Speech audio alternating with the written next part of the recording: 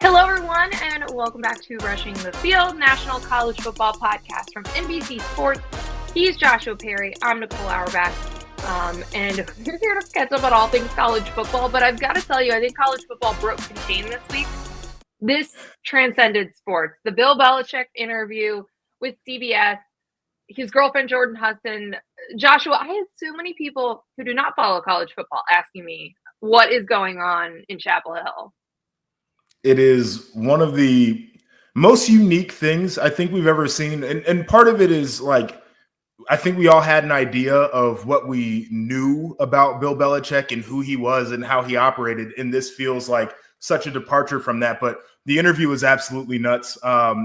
Obviously, a lot of implications because Jordan's very involved in the program there at UNC. So I can't wait to talk about it. Felt like a weekend this past week of just like crazy stories that you didn't even have to really be a sports fan to be interested in.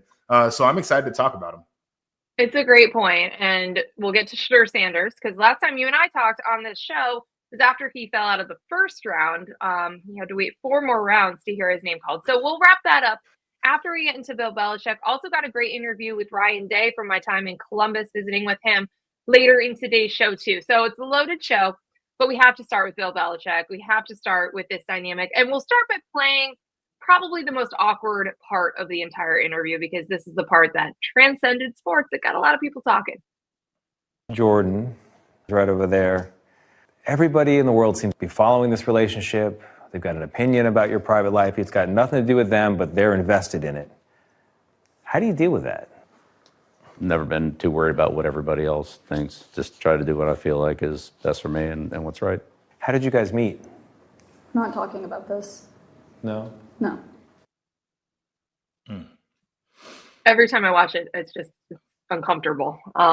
Secondhand cringe. So that happens. That clip, by the way, is part of what CBS put out about this interview. They put out about 8 minutes from this interview, including that. And then, as we soon found out, like Jordon Hudson was interrupting a lot and kind of trying to control where the questions were going. There were reports from, I think TMZ and maybe Page Six also that she stormed out at one point, delayed the interview as well. And again, this is CBS This Morning. This is a general interest show. This is an interview about a book that Bill Belichick himself put out. He mentions her in the acknowledgments. Obviously, there were questions about Robert Kraft and Patriots things, which, of course, it's a Bill Belichick book. But Jordon Hudson, was not happy with this interview, the way that it was being received publicly. So first thing that happens is she puts out an Instagram post. She puts the music on it to Taylor Swift, "Look What You Made Me Do." And this is a screenshot of an email from April 10th, presumably from Bill Belichick, which I'm going to say that because it doesn't read like I think a Bill Belichick email would sound. There were a lot of air quotes and like a fundamental misunderstanding of the media. So like calling a headline on an article a title. Bill Belichick dealt with media for decades. Like, I don't think he would make that mistake. But it's like we expect interviews and podcasts to be doing this. So very anti-media commentary. But basically this point was, a couple weeks ago saying, hey, we, already know we're going to be disappointed in the media coverage of the rollout of this book and, promotion around it because people are going to fixate on the salacious things. So then a day later, this was Wednesday, North Carolina puts out a statement, again, presumably from Bill Belichick, about this interview and about how frustrated and disappointed he was about the interview, how, it was supposed to be, the interview was supposed to be solely on the contents of the book, et cetera, et cetera. By the way, this statement was put on the North Carolina website with UNC letterhead to the point where it looked like a statement coming from the office of the president, the office of the chancellor. Like, it was a serious statement. And it was just complaining about the interview, about how it made it look like they were avoiding the question of how they met, which again is part of the reason everyone is interested in this now, because if you just met on a plane, why not just say that? Why was that interrupted? So all of that, including at the end, it says, instead it presents selectively edited clips and stills from just a few minutes of the interview to suggest a false narrative that Jordon was attempting to control the conversation, which is simply not true. Everything is edited. This is how interviews work. Then, and I deeply respect this, CBS News puts out a statement almost immediately afterwards and says, when we agreed to speak with Mr. Belichick, it was for a wide-ranging interview. There were no preconditions or limitations to this conversation. This was confirmed repeatedly with his publisher before the interview took place and after it was completed. Whew. Okay, so Joshua, a lot of statements, dueling statements, a story that is now like 3 extra days because of what Jordon has done in response. This is what people like to call the Streisand effect of like making a story into a bigger deal by being upset about how it was covered or about how something happened. Okay, I mean, there's just so many questions. I have so many questions about this, but I just want to start with like your reaction to this entire news cycle and the fact that we have spent an off season of Bill Belichick running a college program, and it feels like the biggest headlines continue to be about off the field topics, and most notably his 24-year-old girlfriend. All right, so let's start there real quick. After watching what happened with Shedeur Sanders and the answers that we got from NFL personnel, albeit anonymous reports, it would make sense that Bill Belichick struggled to get an NFL job because this is exactly what teams are trying to avoid. This idea of this new person who's coming in and is very front and center and trying to manage the brand of the head coach, wants to be on all of the university emails and is creating headlines. It's like, well, we don't want to do that. Now, UNC, of course, would say, we'll do that for Bill Belichick. I think an NFL team would be like, no, we're good. And so I'm just speculating, but I think that might be a part of how we got to this point here. I do think the whole thing is very interesting to me. And not to like dive into their relationship and all that other stuff. That's completely between them. It's unique to see somebody, romantic partner, blur the lines into business to this point in this particular setting, a college football coach and somebody they're romantically involved in that is literally like managing their brand, managing their life. And these are the things that tend to happen when those two things go together. I always joke around my wife, but it's like, you stay out of the business side of what I do, because I just feel like those things don't necessarily match. It's strange too that there is this mystery and maybe a lack of transparency about exactly their relationship and the origin. And frankly, she was mentioned in the book. I think he called her his creative muse. Like in that type of an interview setting, I don't think it crosses the lines to bring up somebody whose name is mentioned in the book. So I think this whole thing is strange. Also, if I'm a university, I'm trying to figure out exactly where we draw the lines. And I'm going to make this not a picking on their particular situation. We saw at Iowa when Kirk Ferentz had his son as the offensive coordinator. They had to have that relationship as such that Kirk wasn't technically his boss because of nepotism laws. And when you're at a university or public institution, whatever the case is, you try to avoid these things because they can be messy. And this feels like it's a little bit messy right now. So I'm curious now for UNC, how do you proceed forward? You got the $10 million coach, the one of the greatest that's ever been on a sideline. Probably don't want to piss him off. But at the same time, like, this isn't what you got in it for. Like, you didn't want to have to put out statements from the university on behalf of the coach and his girlfriend because they didn't like the way that they were portrayed in an interview about a book. So my initial thought on this was Bill Belichick has done, what, hundreds, thousands of interviews. He understands the media. He's never put out a statement like complaining about the way that he was portrayed in an interview. He is grumpy. He knows what he wants to say and what he doesn't, right? Like, he is the master of that. And so he knew, going into that interview that those would be the types of questions that would get asked. And I think especially going into a general interest show in an interview to promote a book that, like you said, mentions his girlfriend in the acknowledgments. Of course, touches on his time with the Patriots. So Robert Kraft questions are going to come up. All of that is totally fair game. That's how this goes. This was not an interview on the Manning cast or a football podcast where you would potentially expect all the questions to be football specific. This was as general interest, a Sunday morning show that you can get. And so I also think that from that perspective, they only included that clip of the interruption because it clearly happened a lot. Like, I don't think that was attempting to be a gotcha. It wasn't attempting to paint anyone look bad. But if that was happening constantly and like ruining the interview, I think it's fair that they wanted to give the viewers a taste of that. So from a journalistic standpoint, like all of that was totally fair game for them to ask about, especially when that's the only person you brought with you. You didn't bring a publicist. You didn't bring anyone from UNC.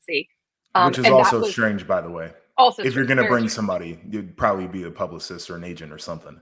Yes, or the UNC, media relations person for the football team. But again, a lot of these conversations, now that we're learning about them through the open records requests, are like university communications, like different people that are usually pulled into this stuff than just the football. Did you think they misunderstood the idea that they would be subject to these open records requests?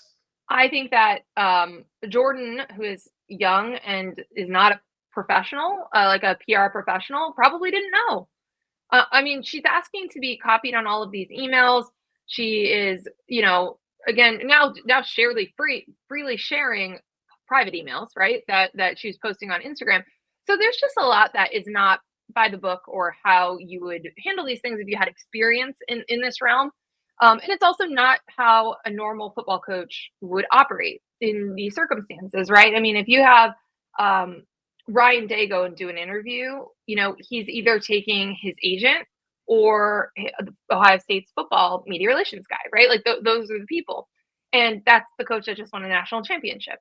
So you have different rules that are, being operated under, I guess is how I would say it. And so that's creating some of these issues. And I think the expectation that like these official UNC social media accounts are going to address these topics, which again is not really how this works. Like with a normal football coach and a normal process, we're not talking about any of this stuff. I also think if you just answer the question and say we met on a plane, we're not even talking about this 5 days later. But it's just the weirdness, the confusion that this creates, and the fact, to your point, that this is not how any of us expected the Bill Belichick era at North Carolina to go. It's not the topics we expected to discuss.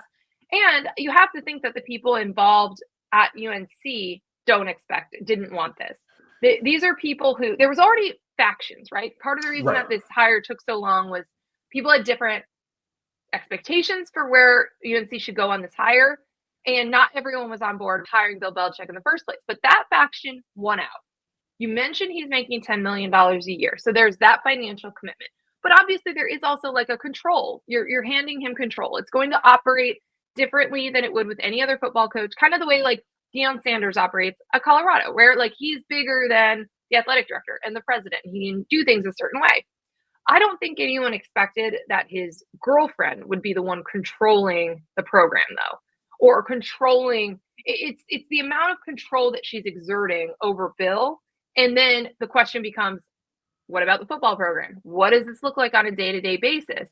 That's the part that was not part of any of this hiring process or the decisions when you go into that. And that's the unprecedented part. Someone who is not on the payroll, does not have an official role with North Carolina, and we wonder how much control she's exerting.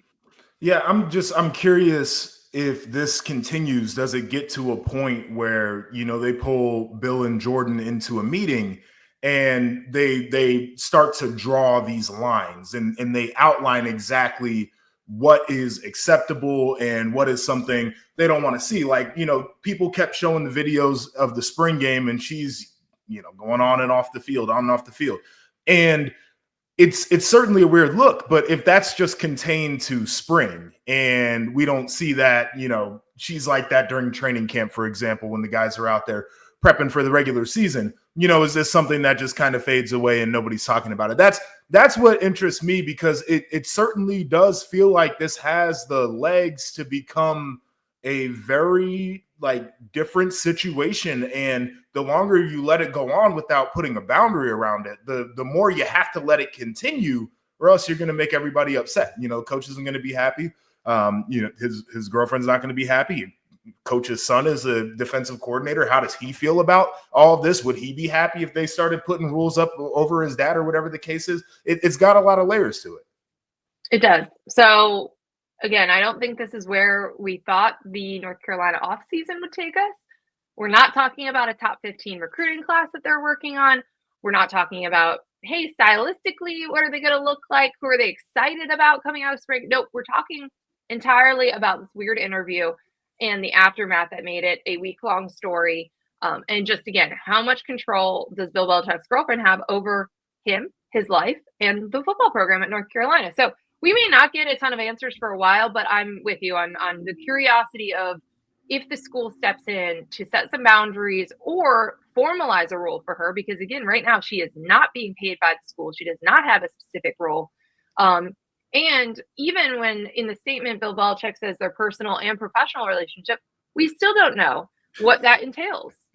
So we'll probably have to continue to follow this. I know that for a long time it was living on social media and it was kind of like just page the sixth fodder. That we crossed that barrier this week, I think, with this interview and then the aftermath, sharing personal emails, on top of, again, other photos and videos from their relationship that she posted that then, turned this into a story. The reason Bill got asked about this is because of how public she's been about their relationship. So that got him doing yoga poses on the beach and whatnot. Right. And to me, that's media literacy. Of course, you're going to get asked about stuff like that when you're the one putting it out and sustaining these news cycles. Yeah, the last thing I'll say, and I thought it was a really interesting point that you made, but about formalizing this relationship between her and the university, because the other thing that you get into as well is you've got somebody outside unpaid who is actively working within your football program. You just run into weird stuff doing that too. And so this whole thing is just different, right? And I feel like we're living in the world right now, just different, but didn't expect unprecedented, unexpected turns we've taken this offseason in Chapel Hill. Again, unfortunately, we'll have to continue to follow the personal lives of both of these people until we get some answers there about how the football program is being run. I mentioned, and you mentioned, Shedeur Sanders is an interesting comp as we're talking about control and distractions and people around prominent NFL figures. Shedeur Sanders finally got drafted on day 3 of the draft. We're going to put up the board so you can see where all the quarterbacks went. He was the fifth round pick of the Cleveland Browns. He went behind Cam Ward, Jackson Dart, Tyler Shough, Jalen Milroe, and Dillon Gabriel. Dillon Gabriel was the surprise, right? Mm-hmm. That was a third round pick by the Browns as well. And then we can get to this in a second because I want to get Quinn Ewers all the way down there at the bottom, 14th quarterback taken in this draft. And he was, a perfect 5-star recruit, highest ranked recruit ever coming into college. So we'll get to that in just one second. But Shedeur Sanders, 144th overall pick. So much lower than I think anyone expected. I think people, were arguing whether or not he'd go in the first round, but I didn't hear anything talking about the 5th round. What was your takeaway from seeing it actually all play out in Shedeur land in Cleveland, but not until day 3?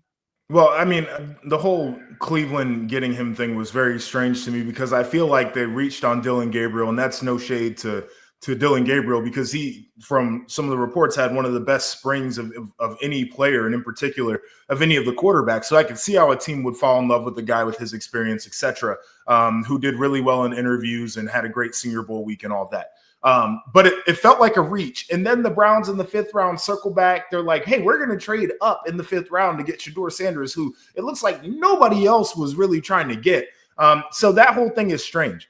I think I struggle with the NFL and where they like to draw lines on what's acceptable and what's not, because you have a league that will bring people in that put their hands on women and endanger children.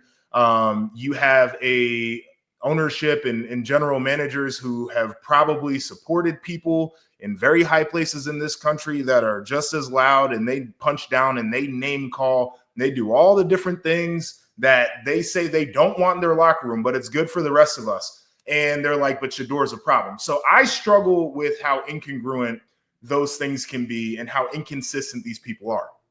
Shedeur did himself no favors, though. He was not fully engaged in interviews per reports, and that's a really bad spot to be in. And he and Prime probably completely overestimated what teams thought of him. And the fall from being a first or second round pick to the 5th is nuts. But teams have clearly drawn lines on what's acceptable in their locker room. And especially if you're a guy who has to develop for a year or two, you don't get to come in and be loud and make headlines. Like you need to fall back. And when it's time for you to play, you can play. So hopefully he goes into Cleveland, which he has an opportunity to be their quarterback, and gets back to work and does the things that made him a guy who, received Heisman votes and was offensive player of the year in his conference and all of that. So he can be successful in the league, but absolutely nuts. And it's tough when you were waiting all that time and then you still go to the Cleveland Browns, a place that has had a really bad track record with quarterbacks. Don't let the Browns fans hear you say that, because they were killing me on Twitter when I told you're an them. Ohio guy. Well, but here's the thing. When I said that their quarterback history was not great, they were like, what about Otto Graham? And I'm like, dog, that was the 40s. So, yes. That makes your point for you. But no, that's the point, right? If you're going to be a late round pick, maybe you go somewhere that's like competing for championships, right? And that's the backup spot you walk into. That's not what he's walking into here. I continue to think how differently we would be thinking and talking about all of this if Dylan Gabriel and Shedeur Sanders were swapped. Like if the Browns did take both of them, but they took Shedeur in the 3rd round and then Dylan Gabriel in the 5th, I think we'd all be like, all right, that seems fine. Yeah. I don't think we would have this these conversations that have taken on a life of their own about what it means that the NFL didn't take Shedeur until the 4th round. Well, to me, what it means is that he wasn't being viewed as a starting quarterback. Sure. He was being viewed as a backup. I think that there were a lot of places that loved the quarterback slide last year's class. A lot of them took him. And then I think that people are also more excited about next year's class, right? So there were only a few places that were interested, it seemed, in the quarterbacks from this class, and certainly very few as like starters right out of the gate. And I think that it is, hey, what else do you want in your locker room? What else are you going to tolerate? Because again, if it's not like a can't miss guy, if it's not an obvious like top 5 type player, then you allow for these other variables to come into play.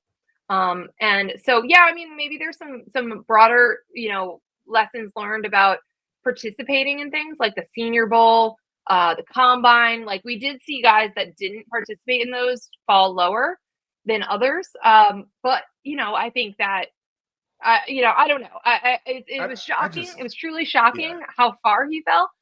But it feels like it was more the teams being like, it's not worth everything else that comes with it, the potential headache, which again, a lot of that is out of his control with his last name and the fact that he played for his dad. If he played somewhere else and had a different last name, he goes earlier.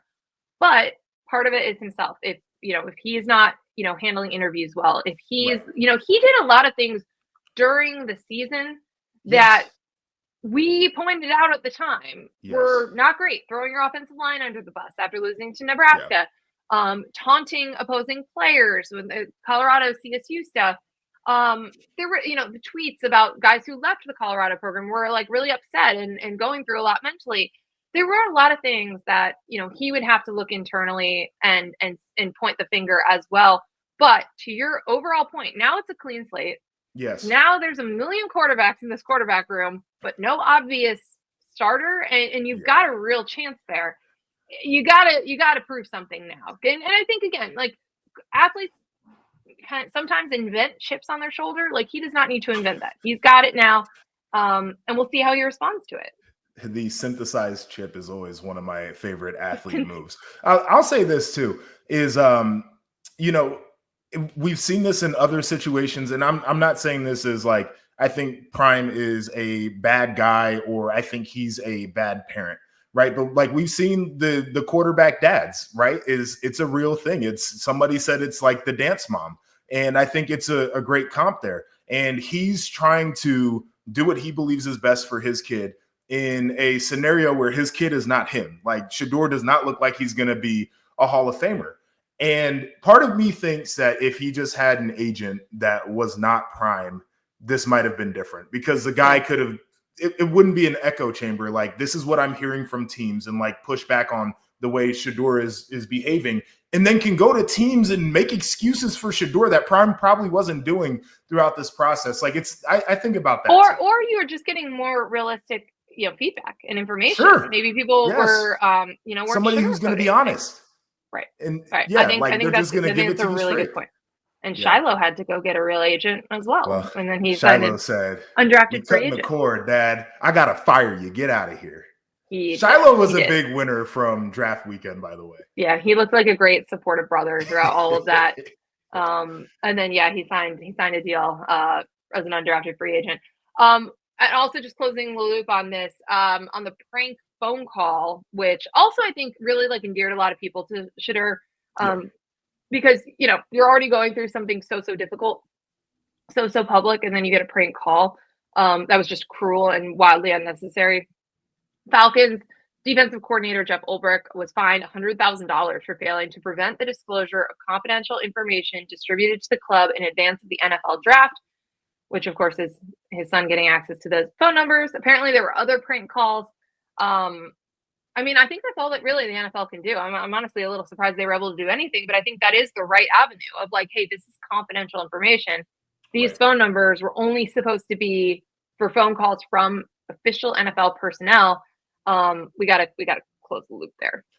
Yeah, and I think it was specifically for Shedeur's situation where he said he got a phone number just for draft day. Yeah. Makes it worse. No one else is supposed to have it. Yes. But the idea to me is not even the prank call and all of that. It's the fact that somebody's sensitive information got out, and you have to find him for that. Yeah. You have to find him, and you have to find the club. Because this is just, those types of things can't happen. Imagine if instead of somebody's phone number, it was the team doctor and somebody's medical information. We can't have this happen. So that's why it's that serious. Absolutely. All right, let's flip the page back to college football. Been teasing this for a few weeks. We had a NBC spring tour. We went to 5 different campuses across the Big Ten, spent some time with some coaches, saw some practices, sat down for some features. In a few minutes, we'll play you my conversation with Ryan Day. He was great talking about the run to the national championship, just how low it was after Michigan, and then obviously how high it was. And when he knew that Ohio State was going to win the national championship, which, he had a good feeling about. But we'll get to that in just a second. Joshua, I would love to get, your takeaways, your thoughts on some of these teams. We went to Indiana, Illinois, Michigan, Ohio State, and Penn State. We started with Indiana. So we saw new quarterback Fernando Mendoza, who came over from Cal. But really, they have a lot of turnover, a lot of new players. And to me, I still think they're going to be an 8 or 9 win team based on the schedule. And I think what we have come to expect from Curt Cignetti teams in terms of just the basics, the fundamentals, how sound they're going to be. What else did you take away from that visit? Yeah, I think there's this idea of we're not going to be a flash in the pan, and this wasn't just a 1 year, we're going to be good and then disappear type thing. To your point, Cignetti has had success as a coach, but I think he has an expectation that every team he coaches is going to be a problem for people. And so I think he's trying to figure out how to do it with a different team. As you mentioned, the roster's turned over, and I think they're looking more at their defense and saying, how can we maximize these players? How can we do maybe more with a little bit less? They've got phenomenal players returning at each level, but just not the depth that one might anticipate. So I think they're more in how can we fill in holes, and how do we continue this mentality? They like their leadership, as you mentioned. They like their transfer quarterback in Mendoza, but it's a different feel because it is a different team. And this is what a lot of people are dealing with in college football. The roster turns over so much in the offseason. Yeah, I completely agree. And I think the not being a flash in the pan is the important thing. That's what's most compelling about them. They're Yep. coming off your best season in program history. I don't think people are expecting them to go back to college football playoff, but like, what is the new floor? We know a new ceiling, but what is the new floor? What are you going to expect year in and year out? Now that you've proved you can do this from a football standpoint, and going to be very interested to continue to follow it. And I don't think they're going to be in the CFP mix, but I've got a Right. team that is. I think And it's a that team you're is, high on as well. Illinois. yes. Fighting You went Illini. there, you dropped me off, and then you went to Illinois and continued the tour there. I always say this, I think Brett Bielema was one of the best in the business, especially when you get on campus and you get around him. So what were your big takeaways from being in Champaign? Yeah, well, first of all, you're right. We had a great time, great visit with him. He is such an interesting person with hobbies and interests, and like just you can have conversations in so many different areas that you don't normally have with college football coaches.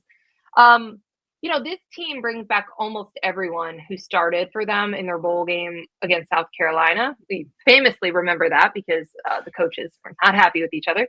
But this was like the quietest 10-win team in the country last year. And they're bringing almost everybody back. Luke Altmaier got so much better last year in terms of making good decisions, and like the touchdowns to interception ratio, drastically different from its early part of his career where you kind of never knew exactly what you were going to get. He's going to be one of the best and most experienced quarterbacks, not just in the Big Ten, but in the country. They feel really good about him. I had a great conversation with him. You'll hear that also on this pod at some point this spring as well. Um, and again, I just think like they're just so sound. They've had so much consistency from a staffing standpoint. They don't have Mhm. that turnover. They have not had the roster turnover that some of these other teams have had, like we just talked about with Indiana. There's just such a clear identity there and clear expectations of what they expect from everyone, how they're going to win, how they're going to operate, how they're going to run practices. They just feel good, right? They just feel confident in what they have because it's so much that we've already seen and that we already saw last year.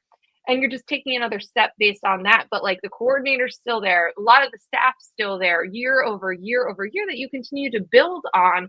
So I think all of that leads me, plus the schedule leads me to say, like, we're going to be having a conversation about Illinois in the college football playoff. Yeah, 100%. I'm with you there. Very Schedule veteran team. falls well for them. Like Yes, they're going good to be schedule. Indiana's type schedule from last year. Absolutely. And to your point, that coaching staff is really good. And Brett Bielema also knows how to build teams that are very good and can make it into the postseason and make some noise. Back when he was at Wisconsin, it felt like a team that was able to punch above their weight class all the time. Yep. So super excited for them this year. You went to Columbus as well, my hometown without me. Ohio State, very intriguing team coming off the championship. That was a veteran squad that did it. Now they're talented but young. Maybe some questions there. So what did you take away from your time with Ryan Day and the guys in Columbus? Yeah, I mean, that was one of them, right? And the way I think about this is we saw it with Michigan the year before. Like when everyone comes back and you're like super loaded, but guys they have eligibility, so they use it. That kind of resets your clock on some recruits and also like some needs at certain positions, or guys are going to have to be backups for another year instead of starting, and maybe they make some moves. So it definitely affects the year after. You take it 10 out of 10 times because you load up and you make a run, you win a national championship, but you are then very young and very inexperienced in a lot of places when those guys eventually leave. I think obviously there's a lot of questions about quarterback. No named quarterback that's going to go into fall camp. But a lot of people want to see Julian Sayin, and he came in as a really highly touted guy. You still have arguably the best offensive and defensive players in the country in Jeremiah Smith and Caleb Downs on this team. But there's questions again about like leadership on both sides because you lost a lot. It's especially difficult when you have a quarterback competition. So like the quarterback can't be that guy just yet. But yeah, I think you expect to see a ton of talent, and there will be a ton of talent. And I think Ryan Day feels really good about his coordinator hire. So he elevated Brian Hartline. We talked about that. He talked to us, and he was just like very much like, I'm ready to call the plays. I'm not sure I was a couple of years ago, but I'm ready now. We also sat in his receivers room, which like so many future and past first round picks do. So that was cool. So I think he feels really good about elevating into this spot now. And then Matt Patricia was a delight. We had a great visit with him. Him and Matt Castle was with us, and so the two of them had some stories I'm from sure. their New England days. But he's really enjoying college, I think, and like the family atmosphere that like his family gets to be around more. They do a lot. You get, your relationship with players is very different than it is in the pros. And the players seem to really like him and like him as a person a lot as well. That was one thing that Ryan told us, like he was getting rave reviews from the defensive players that he's been working with over the last few months. So I think Texas is a huge challenge for them week one because they're going to be so young and inexperienced. And I would, Texas is going to be favored. They should probably going to pick them to win the game.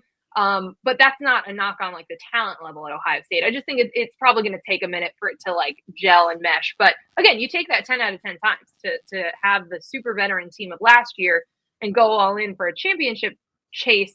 And then deal with the fallout and not a rebuilding year, but just like all the different pieces that you're going to have to eventually fit together.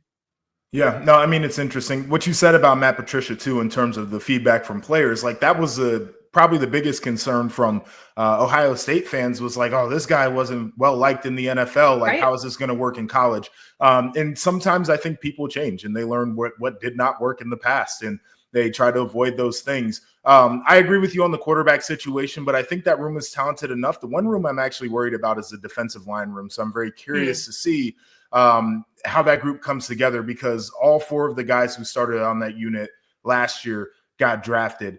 You mentioned this idea of winning a championship as a veteran team and then kind of having to piece things together the next year.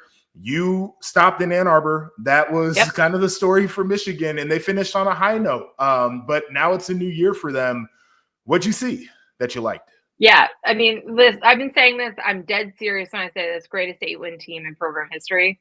Like a sensational end to the season.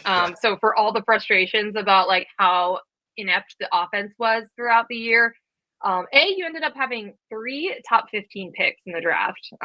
Both guys from up the middle, and then Colson Loveland beating out Tyler Warren being the top tight end taken. There probably should have been 4, by the way. Probably should have been 4. Knee wasn't busted up. Yeah. Yes, completely agree. And we'll see, his pro career as well. So you had talent there.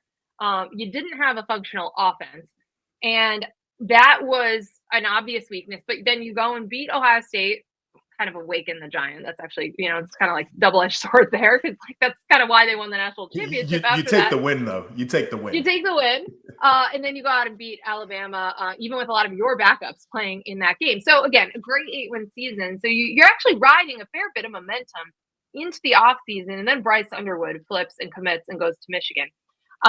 That's the story for the Wolverines. We weren't able to sit down with him, but the coaches were raving about him. They have not named him the starting quarterback. Mikey Keene missed a lot of the spring, but he's super experienced and he's played with Chip Lindsey before. So again, not discounting him here, but the way that these coaches were talking about Bryce Underwood's work ethic, I think was the most impressive part because obviously he's talented. Like we saw that, like the deep ball looked easy. He's super athletic. He's big. Like that really jumped out, when you're walking around the sidelines of practice. And then there were like some high school players that were there and they were just, oh my God, Bryce, he's huge. Like it was just, he looks the part. He does not look like he's going to be a freshman. But the coaches were just talking about like how self-motivated he is, in the weight room, learning. That's the kind of stuff that obviously coaches are looking for, especially with like a really highly touted guy. And so they've been really impressed with that. And then his family's really close. So they're staying on him, right? Like they're like, you need to like maximize your potential. You're not going to throw away this opportunity. So I think he looks great. They added, they need to have a pass game. And so, they brought in a transfer from Indiana who I think can be that guy for them. And the rest, like, we'll see, right? Like they have a ton of talent too. Wink Martindale, year 2 as the coordinator. I think we saw him get more comfortable in the way that he was going to call the defense in college as the year went on. Again, you bring in Chip Lindsey. Him and Sharon, didn't have much of a relationship. So I'm interested of seeing, like, what was it about the way that Chip Lindsey's offenses work that, you really jumped out to you that is going to be the biggest difference maker. That's going to be fun and interesting to watch. But again, it's about the pass game. It's about, seeing that improvement offensively. And then I think, again, people want to see Bryce Underwood. We'll see when we get to see him. But again, it feels different than last year. But I think they feel really good about getting him and just the offensive improvement as a whole. Yeah, I mean, and Sharon now with the year under his belt and kind of learning from the ups and downs of what a year ago looked like. I mean, I think we all believed that he was such a good coach that we kind of brushed off the fact that he was a first-time head coach and there were going to be some things that popped up. And that he got the job so late. Like, yeah, he said, because we visited with him this time last year, and he was like, I was drinking out of a fire hose. It's just like, he's like, I structured spring differently. I can structure the offseason. Like, he just had time to think about all of that this year. So, and a true full offseason too. So, I think that's going to be interesting. Yeah. And then, we wrapped up our trip at Penn State. Well, that interview with James Franklin that I had will also be on this feed at some point later this spring too. But Joshua, that's the team that's trying to do it this year, right? They're trying to load up. Everybody comes back. NIL, you bring in some key transfers, but mostly everybody comes back. Quarterback, the running backs, key defensive players. You go out and poach the defensive coordinator from the national championship team, and now it's your shot. And now's the time to do it. Now's the time to get those top 5 wins for James Franklin. But this is a team that it's like national championship aspirations. Yeah, I mean, it's a unique team too, right? Because I think a lot of people love the quarterback, and some people might think that he's the most suited for the NFL one day. And running back room is going to be great, as you mentioned. They got the wide receiver transfer, the kid from Syracuse, and it was something that they needed to do. They got a kid from USC this offseason, something that they needed to do. And I think we all believe that their defense is going to be good because it's been the backbone of their program the last handful of years here. I'm curious, what was James like? What was Coach Franklin like when you got to sit down with him this time of year? Yeah, no, he was great. He seemed relaxed. I mean, most coaches are relaxed this time of year, but like Ryan Day was relaxed, having won a national championship, right? And I think James Franklin feels good about everyone coming back. I think he feels good that they can take those steps in the pass game. He thinks, I think the Jim Knowles piece is so interesting to me because I think that just like a huge jolt of confidence in, we talk about alignment, but like the investment from the school and like the ability to go out there and get him, I think they're still really high on that. And like the fact that they were able to do that, and the instant credibility that brings. And I think arguably you could say that they have the 2 best coordinators in the country now. You've also got Andy Kotelnicki into year 2 with the same pieces, right? Like we talk about his creativity and how much fun he has with that. Well, now he's like even more familiar with them and can, play around with it and figure out what they can do offensively. And then, again, defensively, you have Jim Knowles, who, is putting guys in the NFL. He's, he took an Ohio State defense that was its question mark and turned it into the best defense in the country. So I think kind of figuring out where they can be different, where he can add, changes and wrinkles defensively and play around with his pieces because he walks into an incredibly talented defense as well. So that stuff I think is leading to James Franklin's confidence. But obviously, like their season is going to come down to 2 big games in the regular season of Oregon and Ohio State. That's how it usually is. They're going to be in the college football playoff, but they're going to have to win games. They're going to have to beat the good teams. Like James talked about, it's one thing to go like into become a top 25 program. It's another thing to become like a top 15 program. But to get from there to like that top, the absolute elite of college football, that gap is so small and it's so hard to close. So we talked about all of that. So you'll be able to hear that there later on the feed. But it was a great visit. Very interested to see, kind of how they handle the ramp up to the season because I think they're going to be like a top 3 team once we get there to the preseason AP poll. Maybe number 1. I mean, you could make a case they could be the number 1 team in the country. You can make a case. I mean, it might be, Texas 1 and them 2. Like, I mean, you could make a case argument either way. Yeah. Yeah. And I think it's so intriguing because I've been in that spot preseason before and, there's pressure and you have to try to find ways to not look at the number that's next to your team, right? Like you have to try to find ways to shut it all out. So I'm curious to see how they can handle all that too. Speaking of pressure, there is a guy who dealt with a lot of it the last few years, but especially last year in the month of December. And that's Ryan Day. I was able to sit down with him in Columbus, and he Open up about that, about how difficult it was after losing to Michigan and then how Ohio State turned around its season. So I want to start with this guy right here. What did he know? What did he not know when he took this job? I think he knew what his priorities were. I think he knew who he was as a person. What he didn't know is what came with this job.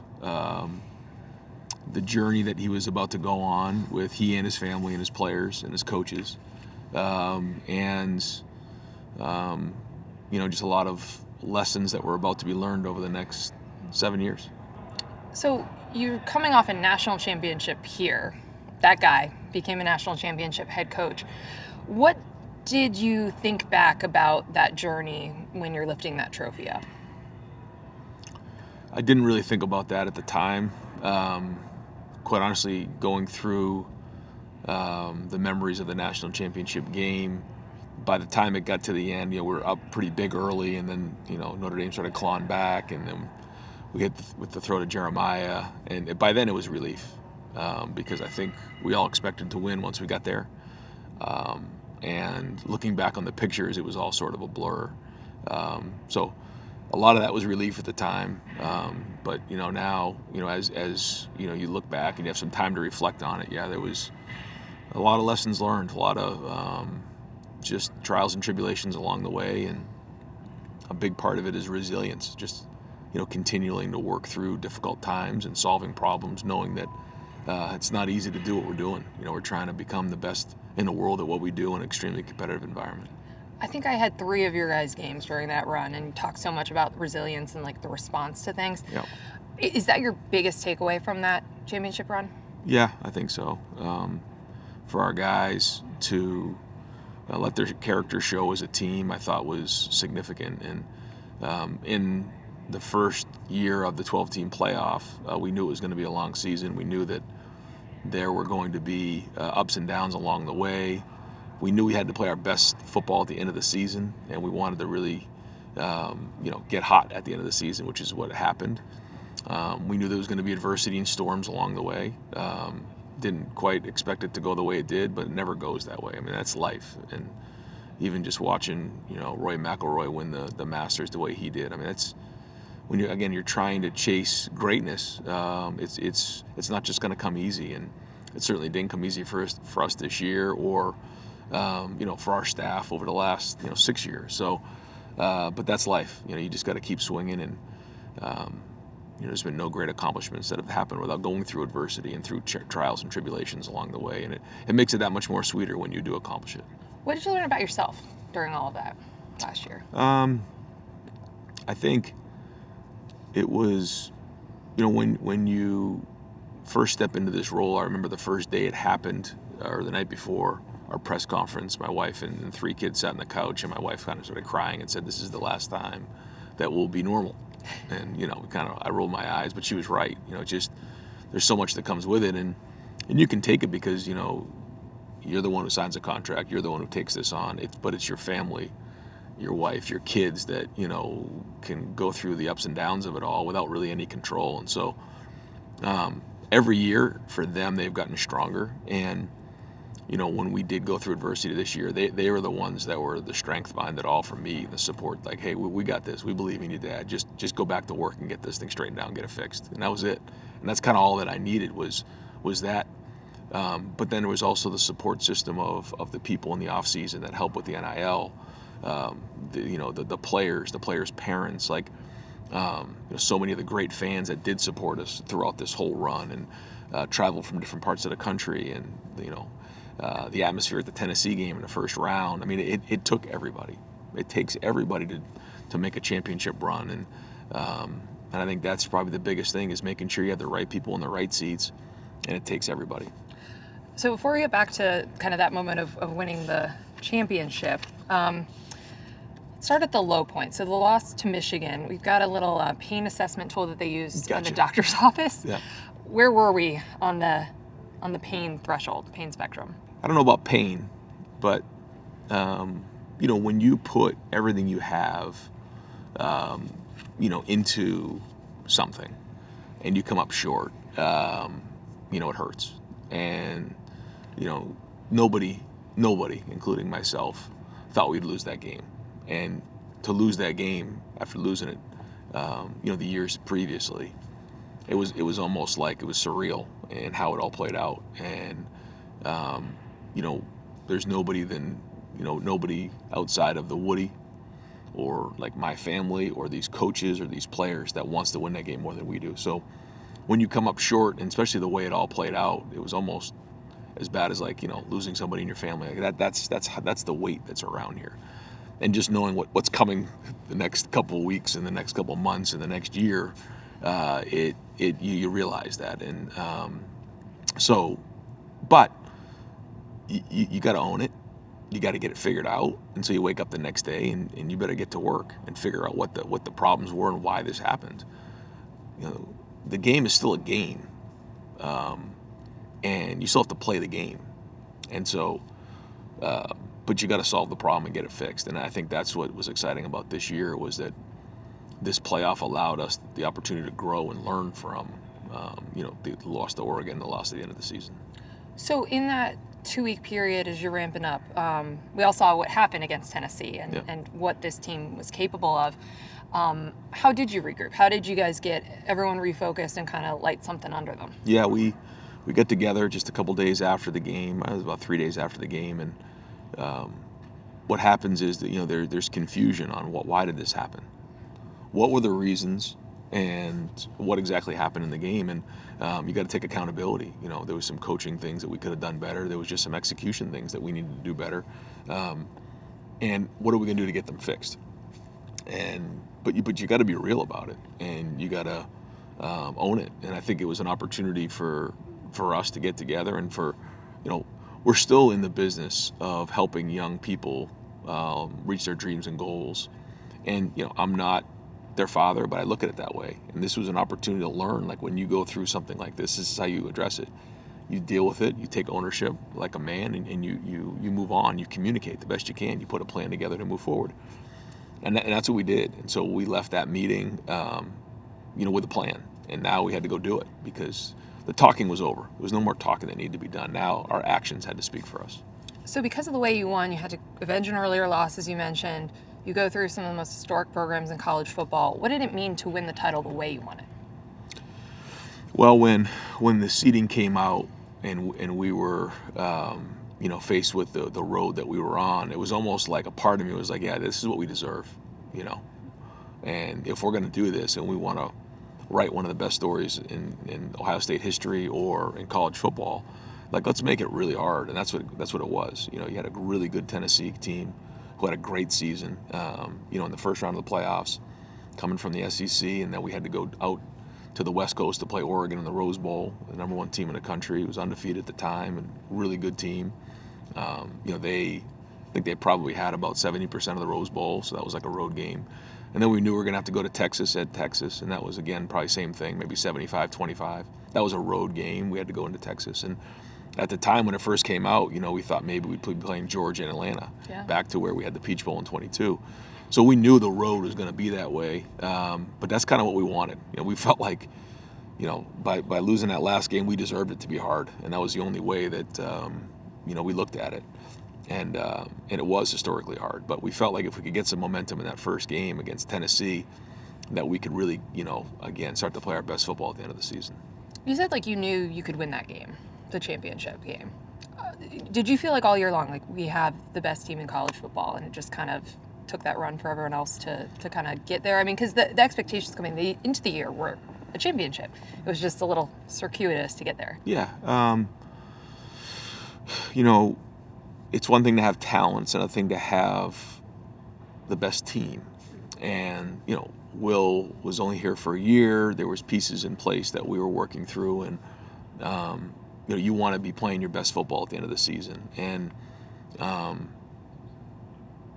one of the, I don't let a lot of people speak to the team, but one of the people that I have speak to the team is Clint Bruce. He's a former Navy SEAL and an NFL player, and he was speaking and talking about how when they do hostage rescue, the rule is when you walk into a room, if the guy in front of you goes right, you go left. If he goes up, you go down. And he was talking about this one mission that he was on where everything was just moving exactly the way that it was designed. It was like poetry in motion. and everything moved just right. And he said, I almost felt bad for the enemy. There was a point there, especially in the Rose Bowl, going in the preparation of the Rose Bowl, and as it started, I kind of felt that way because that we were hitting our stride. You know, we were doing the right things. The guys had confidence. They had an edge to them. They had a purpose about them. There was, you know, some obviously revenge thoughts coming into that game for them because of what happened the game previously. There was just a lot of different things that were going on in play there, and so you started to see that a little bit in the Tennessee game. Then you really saw it take off in the Rose Bowl. But then, you know, it's still a game. So then you go to Texas, and, you know, it wasn't going exactly the way we planned. We threw an interception. You know, things were a little clunky. But when that ball bounced up to Jack and he returned it for a touchdown, I knew at that moment we were going to win the national championship. That was an unbelievable moment, as was the 34-0 start. I mean, I've never covered a game like that. Yeah. It's pretty crazy. You talked about your family and them going through all of this with you. Mm-hmm. I was maybe 2 feet away from you as the emotional embrace on the field in Atlanta. Mm-hmm. What does that moment feel like after the lows, the highs, and the pressure cooker that's Ohio State? Yeah, I think when you're in those low moments, you dream about what it would be to be in that moment. And then you get there, and it's almost like a little bit surreal. I remember, you know, Nina saying, you know, you did it. And I was like, nah, like, we did it. And what I meant by we is like, you know, the family did it. But like, no, everybody did it. Like, this was everybody. We needed everybody. And that's what happened. And so it was just great to see the joy of, you know, everybody involved, the players, just to see them on stage. And, you know, even where we're at right now, like, there's banners up here. And I remember, like, this you know, this hole in the wall that was here. And, you know, just constantly saying, like, if you put a national championship banner up there of 2024, what that would look like. And then when you look at the banner over here of these, you know, guys on stage and the joy they have in their face, like, that's what it's all about. And so, you know, you're happy that those guys will be able to walk in here for the rest of their lives with their kids, with their wives, and tell the story of this team and what they accomplished. When you, like, wake up the morning after winning a national championship, do you feel different? No. I thought it would feel different. It didn't. It didn't. You know, it felt great, but like, it didn't take long to be like, all right, what's the next thing? Where are we going next? We got a lot of work to do, you know. And, you know, there's no time for resting. You know, we got to keep building this thing, keep growing, and it you know, certainly did feel great, but, you know, not much has changed. I mean, we got another season ahead of us, and we got a great group of guys that we're building, and they're a little bit young, and we had to replace a bunch of players, but that's it. I mean, the goal isn't to win championships. That's not the goal. The goal is to make an impact on young people's lives. At Ohio State, if you don't win championships, you're not going to be the coach for very long. That's just how it goes. So winning championships just allows us an opportunity to continue to make an impact on these people's lives, and that's what this job's all about. You mentioned how young, you have so much talent, but they are young, Yeah. inexperienced, trying to get them a little less green. What do you take into next season when you are, I mean, technically, I guess, trying to repeat, but just to be at the standard that Ohio State expects? Well, yeah, it starts with our guys who have been on the field. You know, we have to now count on them to kind of, we say, carry the water, and some guys to step up. We have some really mature guys on our team, but we have some guys that need to continue to mature on the field, off the field, just life in general. But I really like the intensity they bring every day. They're a very edgy group. They bring great energy. They're very, very competitive.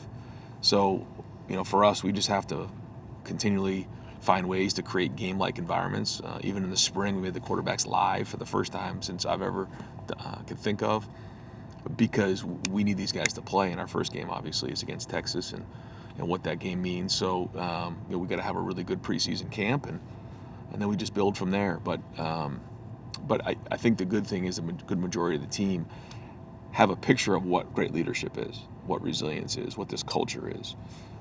So there is definitely is a starting point for everybody in the program. How is the quarterback battle going? It's good. It's, you know, like some of the other positions where there's not a lot of experience there, but a lot of talent. And, you know, I say this typically when young quarterbacks have to get started, and even when Will came in here, like, making the routine plays routinely is important when you have as much talent as we have around them. I think the offensive line is really solidifying itself. Our tight end group is probably the best tight end group we've ever had since I've been here at Ohio State. Running back group has got some depth, and obviously we know the talent at wide receiver. So what does that mean? We don't need to be extraordinary. We just need to be disciplined. We need to take care of the football, and then we need to play really good on third down in the red zone and in 2 minute. And all three guys are at different points in their career. Lincoln has been in the program the longest, working on 3 years. Came from South Dakota with not like a big background of playing quarterback. Was a multiple sport athlete coming out. I think he's got a really bright future ahead of him, long runway. Julian took a different path to get here. Was at Alabama there, and then when Coach Saban retired, he came here. I was able to see Will in this season and go through that. That was his second spring going through that. He's grown, his body's grown, had a really good spring game. And then Tavian, is very talented, young, but got a big arm. He's very athletic.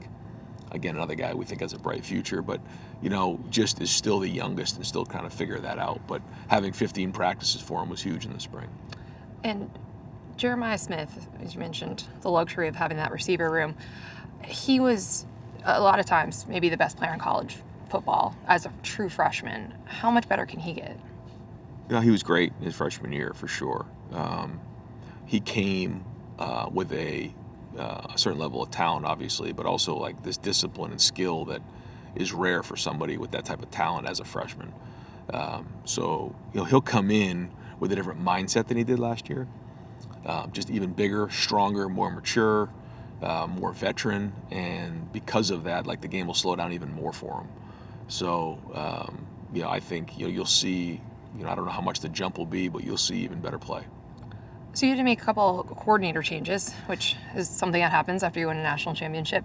Walk me through the decision to bring in Matt Patricia, your relationship with him, and him coming back into college football. Yep. So I knew Matt. I grew up in New England and watching those teams and following the Patriots and just seeing those great teams and what he did there and the Super Bowl runs and the rings that they won. And knew him from afar, and then knew him casually a little bit off the field. And then when Jim left, interviewed some different people, wanted to find somebody that really fit the room. Tim Walton and Matt worked together, and Matt Guerreri's involved, Larry Johnson, James Laurinaitis. I mean, that's a really good group of coaches. So to find somebody that was willing to come in and work with the guys that were already in the room was critical, because those are great coaches. Not everybody wants to do that. They want to bring their own guys in. And so I felt like, the fact that he was willing to work with Tim and then work with the rest of the staff was important.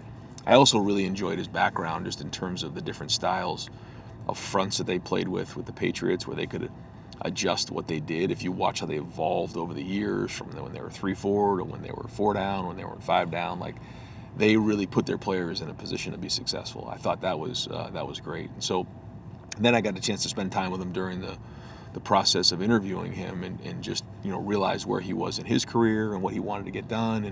And the feedback has been unbelievable with our players. I go through and do a post-spring evaluation and meet with each player on the team, and I ask about the relationship, and the guys have been over the top about the relationship. He spends time with them on and off the field, great communication, great feedback. He has credibility.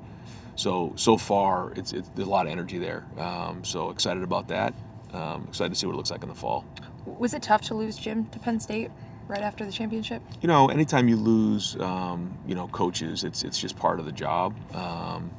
But he certainly did a great job when he was here. When we first got here, we were struggling a little bit in terms of our identity on defense, and he came in and certainly changed that over the 3 years he was here.